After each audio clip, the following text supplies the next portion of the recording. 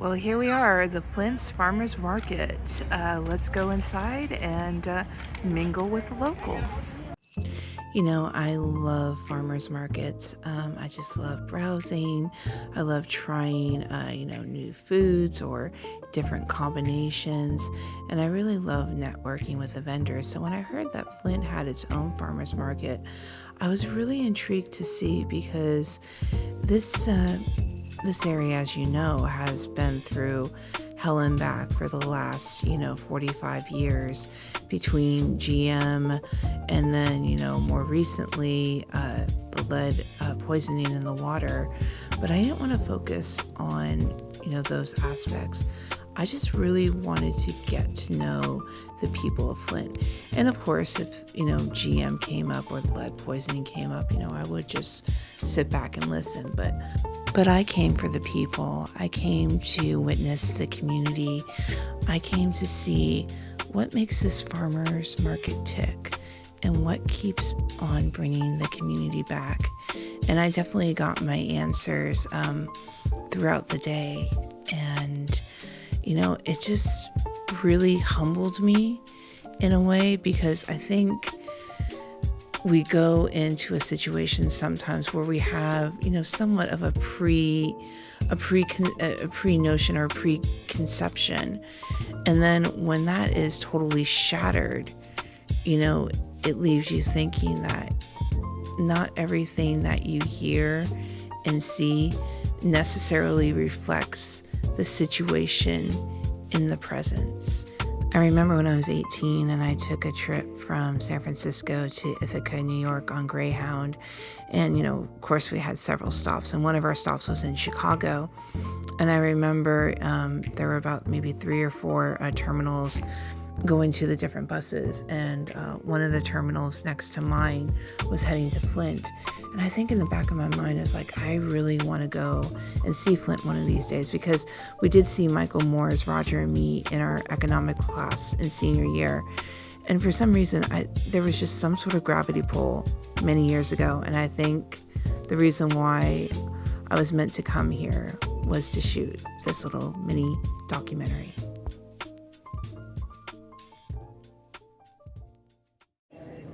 So my first stop was Willow Gardens Juice Bar. I got the mean green juice. I haven't had any breakfast yet, so I figured, because I kind of did it, overdid it, but hey, it was well worth it with the bakery.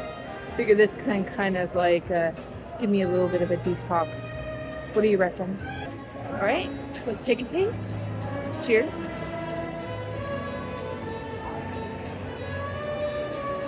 Delicious. So while I'm not drinking, this wine store, they actually have duck eggs and they have raw honey. So I'm gonna go check that out. I'm thinking about making myself like a massive, like all day breakfast omelet for tomorrow morning. So come along with me.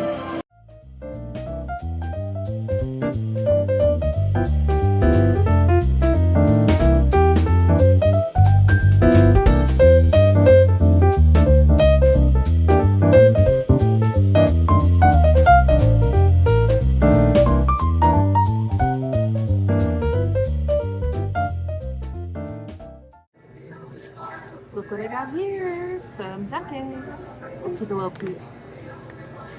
Ooh. This is Divine Wines, and we're inside the Flint Farmers Market. Been here 20 years, and it's a small boutique wine shop. We also do craft beers.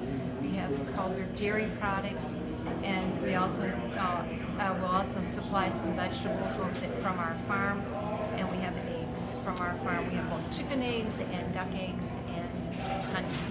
Can you tell me the difference between chicken eggs and duck eggs, and what are the key differences, especially around the duck eggs? Okay, the duck eggs are a little bit more flavorful than a chicken egg, and they're usually larger. So they have larger yolks and bigger whites too. So the main difference with them is that the protein structure in a duck egg is completely different than a chicken egg. So people that are allergic to chicken eggs can actually eat duck eggs. And they actually more nutritious too. And won't even make a cake without a duck egg because they make the best pastries, the best cakes. Everything's fluffier and it actually tastes better too. I don't know why, but it does. I'm actually craving a nice big duck egg omelet tomorrow, so I was so happy to see that you guys sell duck eggs. And when are you here at the farmers market? Are you here the whole time or certain days? When can people find you guys here? Well, the market's open Tuesday, Thursday, and Saturday from 9 to 5, and so that's the only time that we are open also. Well, thank you so much for your time, and you have a really lovely shop. It's been such a pleasure walking around. So I'm just at Stage Cheese, gonna get myself a bowl of mac and cheese.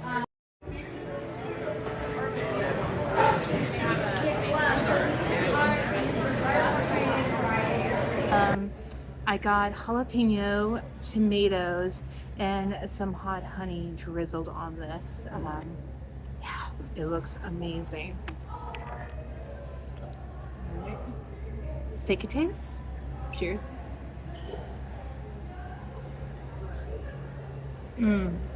Delicious. I'm just going to go interview the owner, and he's very, very sweet. He wants to do a bit of a Facebook collab, share the video on his Facebook, which I think is really nice. And that's the thing about when you're a YouTuber or a vlogger, you want to make those connections. You want to network because it's just a way to open up new opportunities to work with others and to connect with a larger audience. So Kat, how long have you and Dan been running Say Cheese? We opened June 20th of 24. Oh, and how did you guys come up with the name Say Cheese? After so many different, what are we going to call it? When we said Say Cheese, it just kind of stuck. The 810 came because, it's a Flint thing. So is mac and cheese your favorite comfort food? No. Really? I would definitely say if I'm really feeling it, I want a taco. So are we expecting maybe a taco stand from Kat and Dan in next? So previously, before I opened to Say Cheese, I owned a Mexican catering company. Oh, okay. So I came to the Flint Farmers Market to apprentice under Chef Tony Vu, who is from Vietnam. And so I apprenticed with him to learn more about cooking, learn about different foods, cultures, and got away from the Mexican catering, and through literally following my path, ended up opening the mac and cheese spot. Isn't that so funny how things just kind of organically evolved for 100%. you? I always tell people, because they're like, what are you doing selling mac and cheese from owning, it was Amiga's Catering, and I just tell people I literally followed my path. I literally just started walking where the road was paved for me, and somehow we ended up at the corner of the farmers market. I think you guys got the best location ever. Now, today was a very special day for you because you guys sold out. Yes. Was this like the fastest you've ever sold out of the mac and cheese before? Definitely. Usually if I sell out, it's usually, the market closes at 5. We try to start slowing down about 4, and usually around 4 o'clock is when I'll say, okay, we're down to 2 bowls, we're down to 1 bowl. Today it happened at 1:30, so really big difference. But I think the weather's out, it's beautiful, and Flint's showing up. Now I can tell you that your mac and cheese that you and Dan make, it's absolutely legit. It's stuck to my ribs. I had a turkey chorizo, jalapeno, tomato, and hot honey, and it was amazing. Thank you. What is your best seller here? So 2 of our best sellers are going to be the bacon batty. So double bacon over that cheddar mac, and then we make it with mozzarella. I make our hot honey here. So we drizzle hot honey and barbecue and the toasted breadcrumbs over top. That's probably the most popular. And after that, the pizza mac. We do literally like a pizza on top of mac and cheese. So you're getting the marinara, the pepperoni, mozzarella, and then we bake that in the oven with garlic oil. Are you and Dan here 3 days a week when the farmers market is open? Yep. If the market's open, we're open. Oh, awesome. And everyone can find you in the corner. Everybody can find us in the corner. Y'all walk into the Steady Eddie's door and you will see us. Well, thank you, Kat, for your time. It's been a pleasure meeting you. It was a pleasure meeting you, Kat. So, hey, Roosevelt, how's it going? It's going good. Going good. So, can you tell me what a pierogi is? So a pierogi is a Polish dish. Think of it it as a dumpling with different flavors inside of them. We have a multitude of flavors here. We have cheeseburger, pulled pork, jalapeno popper, sauerkraut, and cabeza. You know, we also sell sausages, of course. You know, we have the cabeza, the fresh cabeza. We have the stuffed cabbage, the lava, which a lot of people love. We have a lot of flavors here, and this is all good stuff. And what's your best-selling product? I would say the best-selling product or product that sold the most would have to be potato or the potato, cheddar, cheese, and bacon. That's And what is your favorite sausage and pierogi?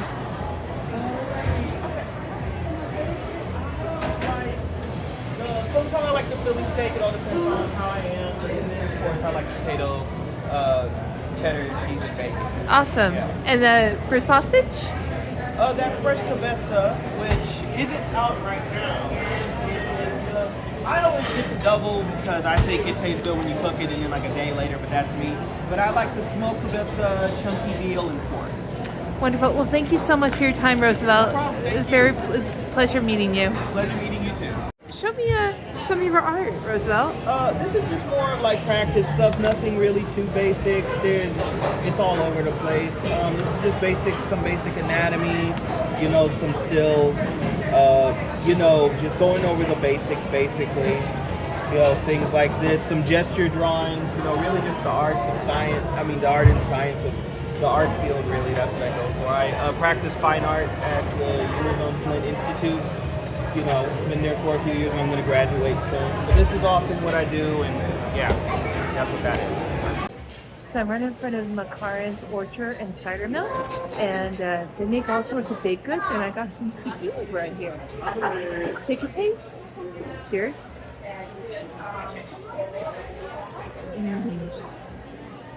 Delicious. I'm William Patrick McCarran of McCarran Orchards and Bakery. I'm second generation, and I've been down at the Flint Farmers Market making a living since 1963. 1963. So, what sort of changes have you seen since 1963 here at the market? This has gone from a farmer's market. There's hardly any farmers anymore. I'm the only one down here right now, and it's becoming more of a food court and can't think. Art fair, or not art fair, craft fair. Do you think it's been a positive evolution, or would you like to see it go back more to the farmers? Go back more to the farmers. Even the customers say that. But it's hard to get people that want to spend the amount of time that we spend down here. Like the old farmers market was open on Tuesday, Thursday, Saturday because the farmers had to work on getting their loads ready, getting their harvest out of the field, and all this stuff. So it took them a day because we had people ask, well, why aren't you open 5 to 6 days a week? And we just couldn't do it. Even now, we can't really do it because we have the bakery. You got to bake the stuff. Somebody once said, well, why don't you get up early and bake it? And we said, we're already down here at 6 a.m. So we'd have to start at about 11 o'clock at night to be able to have things pulled off the bag. What is your best-selling item here? Basically the baked goods, the fruit squares, that's a pie that we make in a cookie tray, and then we cut them up and sell them by the slice. And I would show you one, except they're all out already. And do you think the farmers market brings a positive influence to Flint? Yes, it does. Definitely does. And we get people in here every day telling us this is our first time here, and we really like the look of the market and all this stuff. The old market was a long, straight building, and it had basically one avenue in it, and which worked very well, except on a Saturday when a bunch of people ran into each other that they hadn't seen in a long time, and then they would create a bottleneck. Here we have 3 avenues and 3 other avenues going the other direction, so if somebody blocks something off, we can get around it. And what would you like to say to your customers that keep coming back to you? Oh, I'm very happy to. In fact, I've met a lot of customers. I've got a lot of old customers, but I keep meeting newer people, and it's nice to be able to talk to them. And the other thing is, a lot of people will ask me questions about apples, and they find out that there's so many varieties, but there's so many good old varieties that they haven't tried. And I introduce them to a lot of these varieties. And what is your favorite apple? The Wealthy, W-E-L-A-T-H-Y. And It's an old apple. It probably came over, I don't know if it came over the Mayflower, but it came over from, I believe, from Europe. I'm not positive. It could be an apple that there's a lot of what they used to refer to as a wild apple, like the Macintosh. That was an apple that Jim McIntosh found in outside his window where he used to throw apple peels, and this apple tree sprung up, and it turned out to be a really good apple. And nowadays, most of the apples have been grafted and everything, so you don't find as many wild apples like that one. well, thank you so much for your time. I really appreciate it.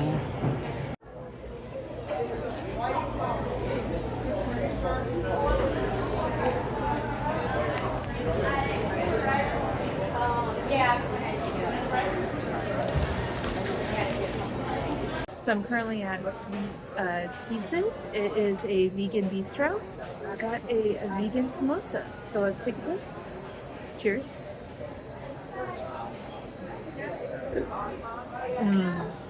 Delicious. And I also got their sweet potato bread. Let's take a taste. Cheers.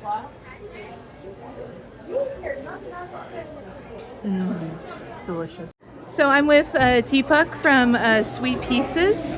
So Deepak, tell me, what is the specialty here at Sweet Pieces? So Sweet Pieces is the vegan cafe or the veggie bistro. It's all plant-based food. We started in 2014 in the new Flint Farmers Market.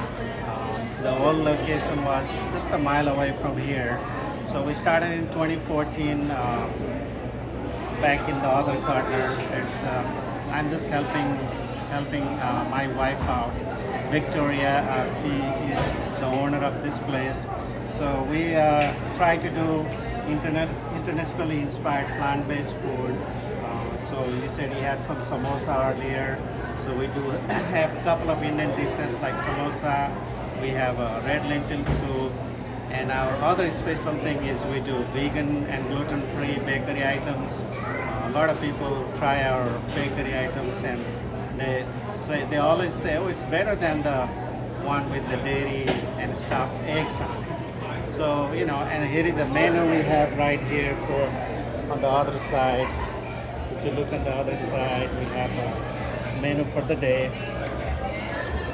So we have samosa, we have a sweet potato black bean burrito, healing red lentil soup because it has a lot of healing components on it like ginger, turmeric, garlic, that type of stuff. And we are also trying to be one-stop like a vegan grocery store. So to support that, we have some vegan snacks. Like a couple of snacks, you can see some of these.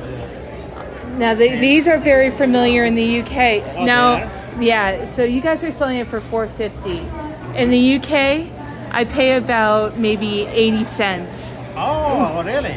So you guys are really marking it up. No, it's all good. I mean, I think the when we bought it, I think it's It's very expensive. It's Yeah. expensive. Yeah. Good to know. When I go to UK, I'm gonna grab a bunch of those. Yeah, no, I'll gladly hook you guys up as well. So you can, if you come along here, you can see we have some flour and some cupcake mix. So those are good for making vegan, gluten-free items. And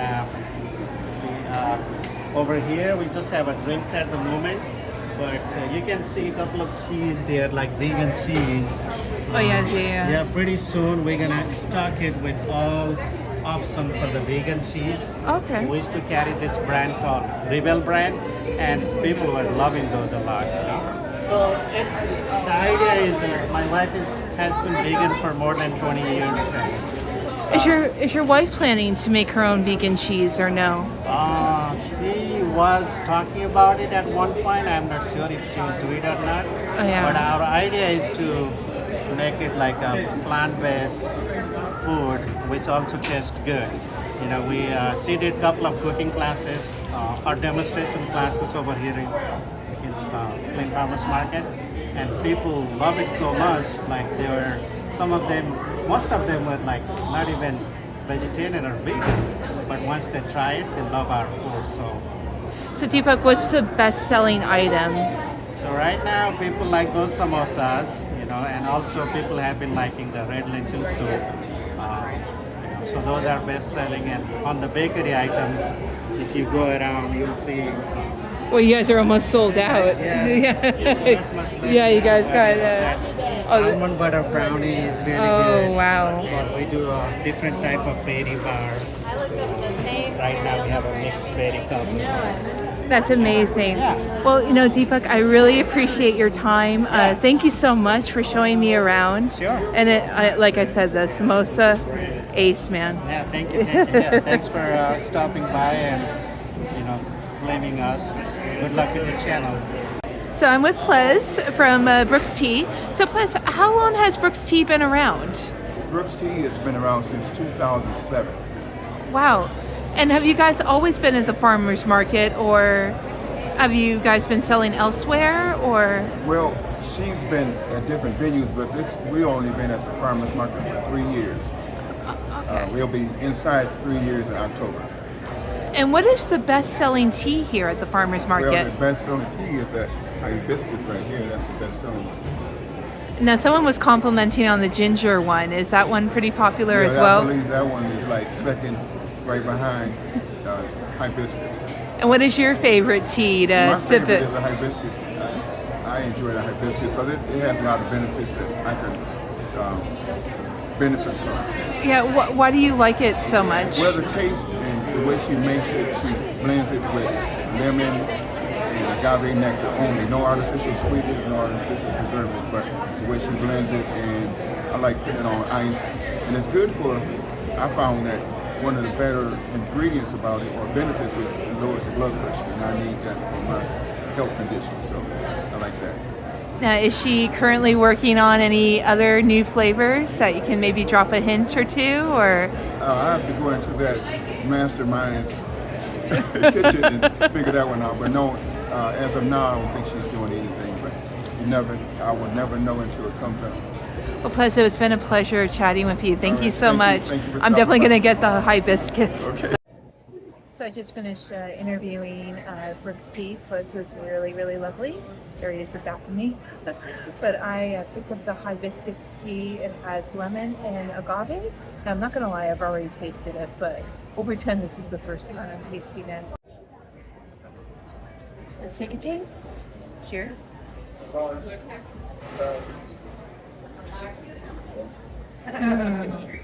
Delicious and refreshing. This tea is really good. And the ingredients is really clean too. So it's organic brewed hibiscus tea, lemon balm tea, and purified water, organic lemon juice, organic agave nectar, and sea salt. None of that crazy stuff that you can never pronounce right, that actually belongs in a science experiment and not in our food or drinks.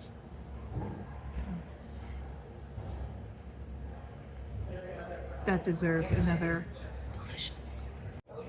So I'm right in front of Snacky Brown's. I finally got some lovely banana pudding, so let's give it a go. So I got the cookie butter banana cream. Let's take a taste. Ooh, a Biscoff as well, my favorite biscuit. Cheers.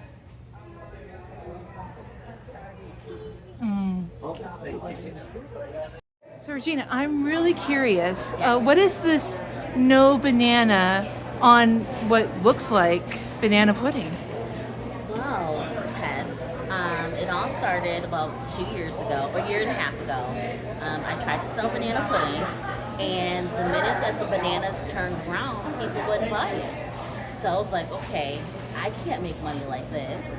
And I decided to make this no banana pudding. I wanted people to know it's still banana pudding, just without the bananas.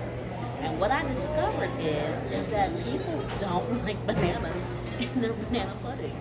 That either they don't like the texture change, they don't like the brownie, they're allergic to bananas, or they're just not a banana lover, and they love the pudding. So I found a customer I didn't even know I had. Are you one of those individuals that kind of get grossed out with brown spots on bananas as well? I don't necessarily get grossed out, but it is kind of a turn on. Yeah. Yeah, the pudding has to be like really good for me to just like overlook a spot. Yeah. And what would you say is the best-selling pudding here? I honestly, now that I've taken a look at my numbers, strawberry is our #1 seller. And to be honest, I started making it. I never even tasted it until like 3 weeks ago. And Really? it is amazing. I was like, oh my gosh, cookie butter is right there. So it's like, it's strawberry cookie butter and then the peach cobbler. Those are my top. But they're all delicious. Are you currently experimenting with any new flavors that you can drop us a hint? Yeah, so we just did a shamrock shake for St. Patrick's Day, which was better than McDonald's shamrock shake. And we did an espresso biscoff where I actually ferment the half and half cream for like a week in espresso beans. And then I make the vanilla pudding from there. It is amazing. If you are a coffee lover and you love Biscoff, that combination is phenomenal. So we are going to be doing a strawberry pudding where the pudding is actually strawberry as well as with the topping and the cookie. So I got to witness something very special off camera. Yeah. And my question is, what does the Flint Farmers Market mean to you? The Flint Farmers Market to me is our safe space. It is Flint's safe space. I see the children, I see the parents, I see the workers who come in throughout the week, police officers, the firefighters, but I also see the moms, I see the fathers. Like, everybody sees this as a community space, and that's what I love. I never come to work and not hug somebody or give them a dap or something like that. Like, there's so much love here, and I just pray that I continue that I spread that I make it infectious to people. Well, Regina, it was a pleasure talking to you, and thank you so much. I gotta say, yeah, the cookie butter was absolutely orgasmic. Thank you. I appreciate it. Tawana, you've been an absolute peach. It's been such a pleasure talking to you. Can you tell me about Biotech products? Yes, so we are an all-natural skincare line. We carry a beautiful beard line with our beard balms, our beard oils. We do a beard wash and a conditioning mist. We also have our comb and brush set, and for the gentlemen that want to do like a complete kit over here. We do our beautiful all-natural soaps. We do a black alkaline charcoal seed soap. We also do a beautiful lemongrass. We do a tea tree and turmeric that helps for skin hyperpigmentation. We also have an eczema bar as well, and also an oatmeal and honey bar.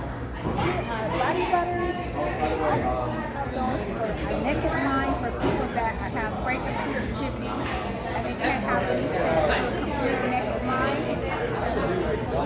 Beautiful herbal hair stimulating growth for people that have hair growth issues. We also do that in a serum, and we have it in also a conditioner. You can see if you want a complete kit. And then lastly, we do our complete eczema line. We do a eczema healing balm where we source our beeswax from clearance, which is also located in the Flint Farmers Market, as well as our magnesium butter, which is phenomenal. If you have any type of pain relief, we do that in the unscented frankincense and lavender. And then we also do our healthy skin eczema butter. So that is pretty much what we do. We will be having specials coming up for Mother's Day. If you want to stop by and look at all the beautiful gift baskets that we're going to have available with our new spring scents. That sounds amazing. Now, what was the inspiration behind this brand and starting this business? So actually, I am a licensed cosmetologist. So I enrolled in our natural skincare school where I was taught on how to do skincare and hair care naturally. So we have a lot of people that they're tired of going shopping and then they're finding all these synthetic chemicals they can't pronounce. They don't know what's in their skin. They don't know what they're putting on there. And they wanted something a little bit more simplistic, but also they wanted someone that has the expertise and knowledge of skincare and hair care. So that's one of the reasons why I started. And what is your best-selling product here at the Flint Farmers Market? My best-selling product, I think I have a couple of competing products. Right now, it's going to be the soap line. People are always looking for a really good cleansing bar, something that is moisturizing, or something that can help them with their skin issues. Also, people that have eczema, they're looking for a natural remedy. So they usually come to me about that, and then my third selling would be my magnesium butter. People are always looking for a way to alleviate pain of some kind. So this is so phenomenally well. And you gave me a little disclaimer about that. Do you want to tell the audience about? So what I told her was she purchased the lavender magnesium butter. So lavender magnesium is great. It will take away the pain, but it will put you to sleep. So you don't want to necessarily put that on if you're going to go to work to start your day. You're going to be super relaxed and you're going to go to sleep. You're going to go to sleep. So I told her, take a shower, take a bath, then put it on. It's going to relax you, and then you're just going to fall asleep. One last question. What is your most favorite thing about the Flint Farmers Market? I love the community. I just love being here because it gives me the opportunity to touch the community. I talk to so many people from all over, not just Flint, that come into this market. I've talked to people from Canada, from Australia, people from Colorado, California. They come from all over the country and sometimes the world to come and visit us. I also love the connectivity that the vendors have. We have such a great connectivity here that I can't even put a price tag on it. I am humbled just being inside the market. But I'm also blessed to know that we have that type of unity that people, when they come through the door, they can feel it and they always want to come back for more. I love that. I love that about this market. Well, it's been such a pleasure chatting with you, and I hope you do make it to the UK and definitely stop by in my area. I'd love to see you. Yes, thank you.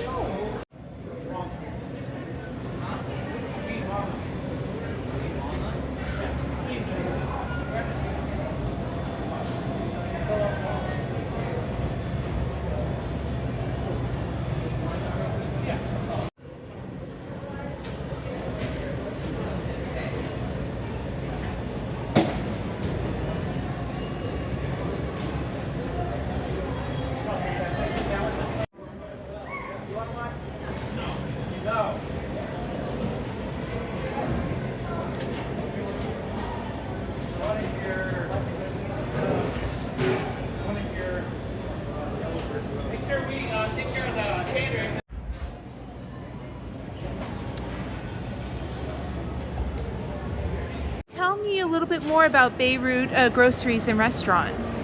Beirut Restaurant and Grocery, it was my dad's dream. So in 2001, we opened up on the east side. We had bought some property from foreclosure. It was There's a company that went bankruptcy, actually. We bought it from the court. And, I had a little bit of money. My dad had a little bit of money. I said, Dad, are you still wanting to do this? He's like, oh, yeah. I said, okay. So we did it, and, we got to fulfill his dream before he passed. And how long have you been here at the farmers market? We opened up on the east side in 2001. Then in 2005, we went into the old market. And 2009, I opened up another place out in Linden. And in 2015, we came here. Do you think the farmers market has a positive influence on Flint? Oh, yes, definitely.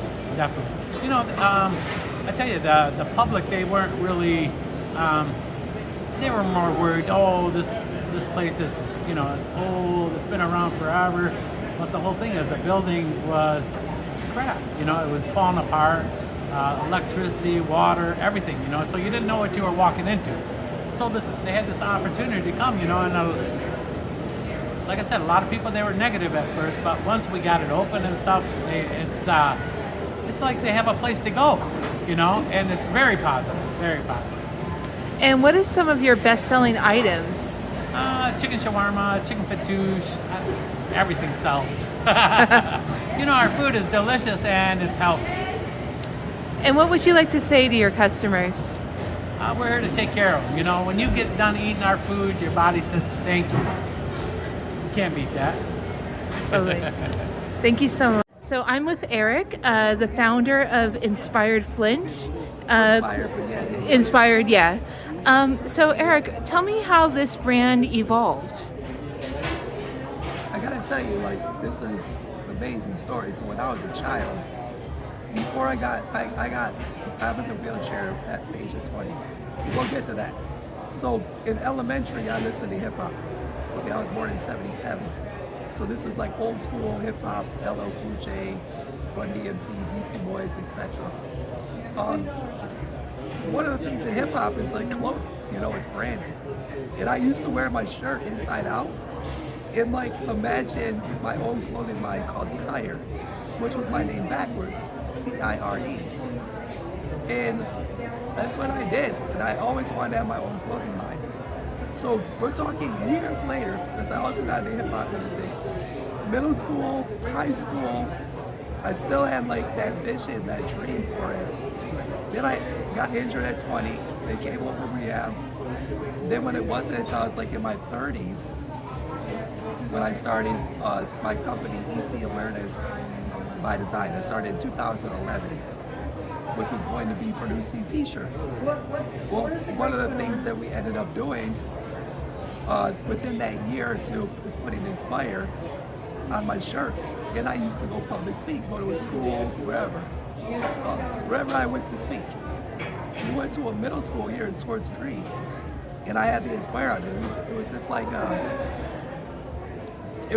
an eye-opener, the way that the kids were reacting to it. I was like, we need to make this public. We need to and it just happened. It's but it's gonna get better. So here it is. Now we're starting to produce the shirts. We made them right there in our shop, where EC Awareness by Design was. Now it's getting popular. It's still black. It's a black shirt with the white lettering. This Inspired. We wanted to start licensing. So we filed for the trademark. So we put together the paperwork for the trademark. Here's the thing that's absolutely mind-blowing. We're about to submit the trademark, and I look down at Inspire, and I noticed my name. And I said, whoa, wait a minute. So if you look at Inspire, where it cuts off, E-I-R-C, the P is actually a backwards C attached to the staff of the P. My name is there. The same thing that I visualized when I was a child showed up many years later. It wasn't that I think it was just waiting for me to mature enough to have Inspired. So it was just waiting for me to be ready. And there it is. So my name is there. Eric. My name is Eric, and it's in there. I had to just take that moment, just be like, wow, this is happening. That's amazing. So that's really the kind of the story of Inspire. So Eric, as you mentioned that we were going to get to, how did you end up in the wheelchair? So I continue with hip hop music, different people, groups, and things like that. More old school hip hop, based on maturity too. And at the age of 20, I was taking photography in college full time. I wanted to be a photographer, like take pictures at concerts or fashion. So we were celebrating our music project called Miscellaneous was our group. And I went outside to check the parking lot. And I was out there maybe 5-10 minutes just checking on people and stuff. And I was facing the house. And someone came behind me and pulled a gun and opened fire. The majority of the bullets was in my direction. I got hit in the neck, so when I heard either the gun go off and I spun, but the other one grazed the back of my skull. So the bullet's in my third and fourth vertebrae. It's facing straight up and down. Instantly I dropped to the ground and I was not able to do anything. I could hear, but I couldn't cry out and ask for help.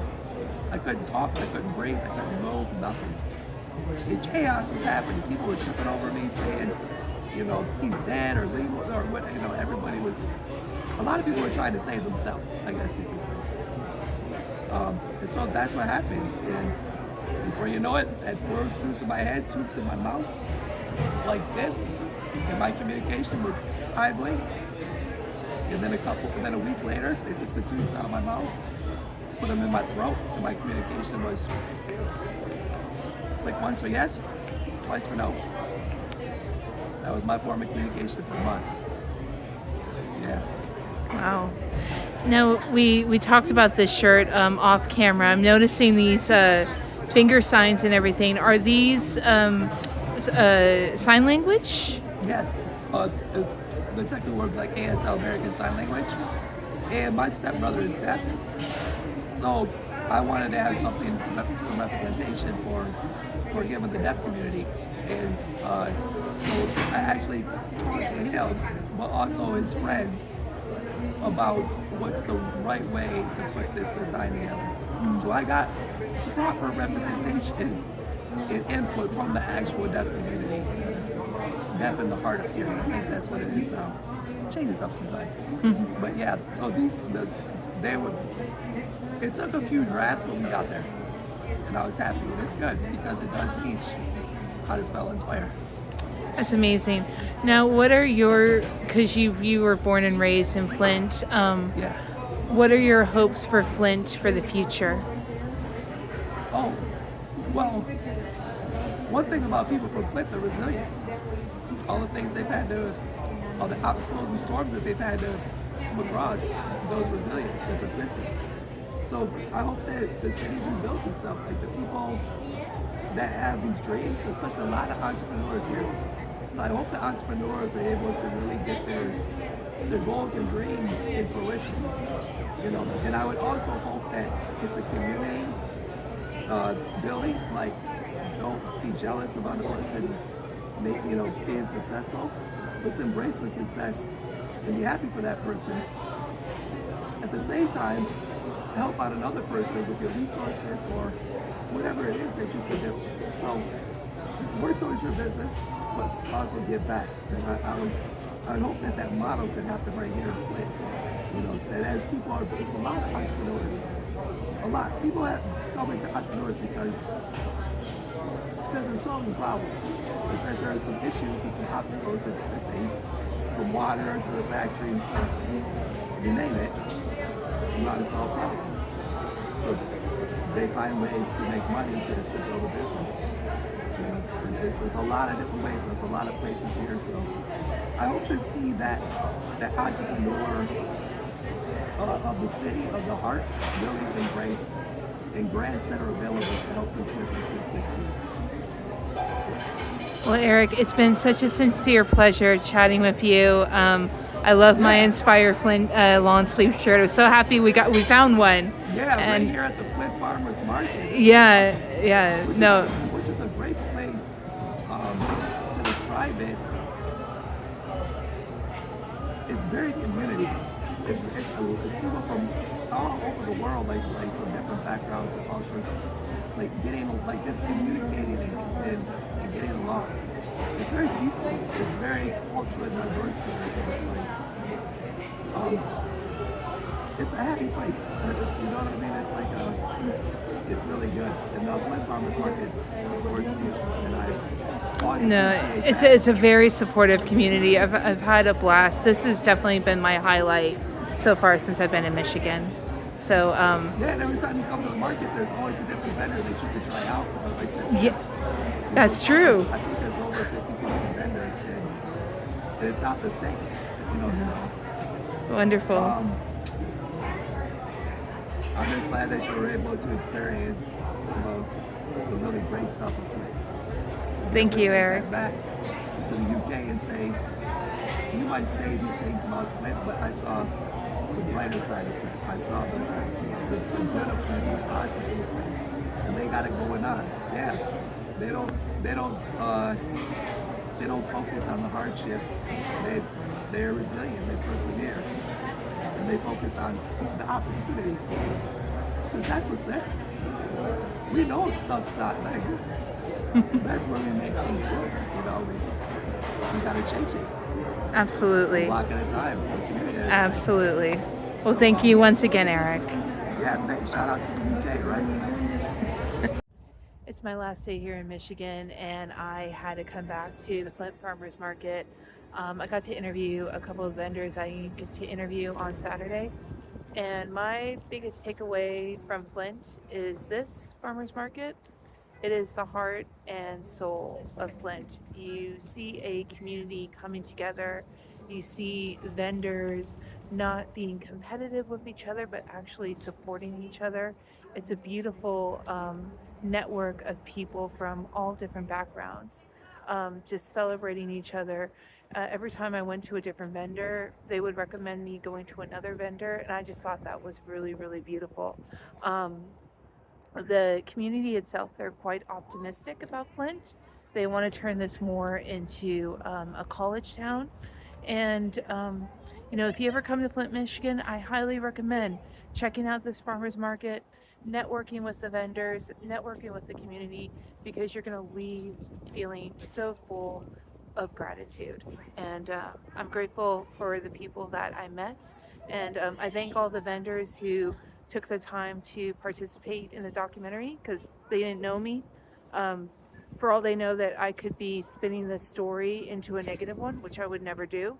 I think there's been enough coverage of that. So I really hope that the biggest takeaway is that, Flint has a really awesome and supportive community. And it starts right here at the Flint Farmers Market.